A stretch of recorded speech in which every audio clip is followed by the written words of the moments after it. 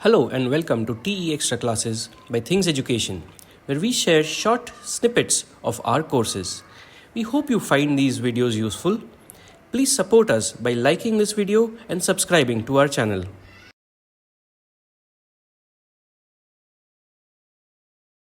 We spoke about a lot of the tools that we are going to use, and we've also mentioned some behaviors that we can perform or we can show in our classrooms. I just wanted to make sure that we are all on the same page regarding the behaviors as well. We're going to talk a little bit about what, and very quickly, about what are the behavioral changes you as an educator need to make in the classroom if you want to move from traditional or semi-traditional classrooms to inquiry classrooms. What would be the first thing that would, first few things that would come to your mind that, hey, these are things that I need to change in my behavior as a teacher? I would like to say that as a teacher, if coming from a traditional classroom, I would have a natural reflex of answering to the children's questions directly once they, ask the question. So maybe I should not answer immediately and rephrase their question or guide their thinking towards answering their question. When they give an answer, asking another probing question to deepen the thinking.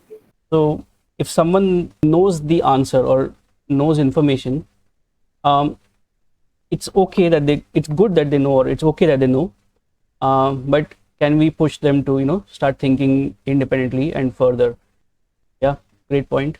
Move from correcting and sort of saying no to affirming when students display questioning and inquiry, things like that. Yeah, so you will have to be okay with some amount of variation in what each student is doing. Of patience in an inquiry classroom. One thing as a teacher probably I would need to work on is prioritizing and parking the questions. Which ones do we address in this session, and then which ones do we park for later? I think we also have to keep avenues for self-learning and peer learning. So be very intentional in how we can support them towards that. And also in terms of being flexible with time, because traditionally we used to 10 minutes INM, 5 minutes this activity, 3 minutes debrief. And for us to be a little bit more open with time and take it, feed off what the students are coming up with. Right. That's a good point. However, I'm not sure how practical it is. I mean, we all live in this world where we work with schools, and schools have specific needs of curriculum, etc.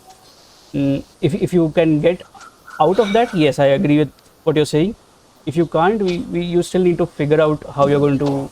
Absolutely, to have time, but I'm saying it to keep it a little bit more open-ended. So, what I think the major thing that a teacher needs to do when they want to have inquiry classrooms is that your entire value system kind of changes.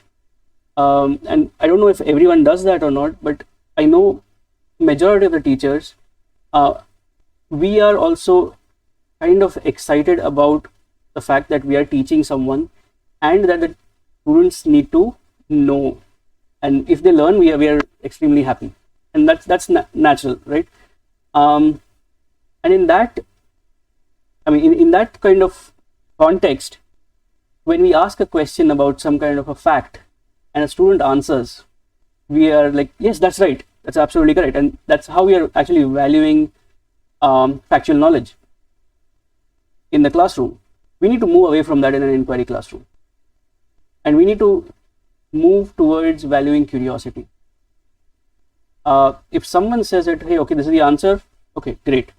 If another student says that this is the answer, however, this is what I think is the answer, but I don't know, but this is how I'll find out. That is something more valuable in your inquiry classroom. That, hey, that is showing that it's okay to not know as long as you can find out, or you can figure out a way of finding out.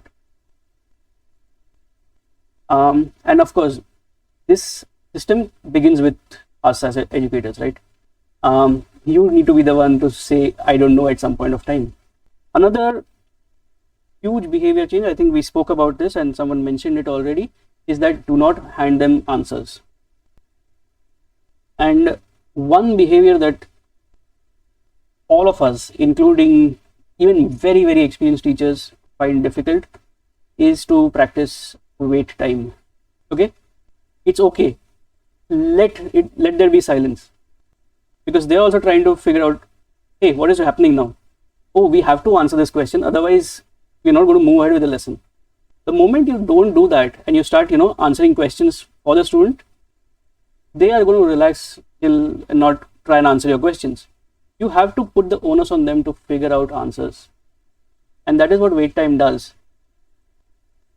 It also gives them a chance to think. Maybe the question is not straightforward. Maybe the child wants to think for a little bit. Maybe they have notes that they want to go back to, and so on.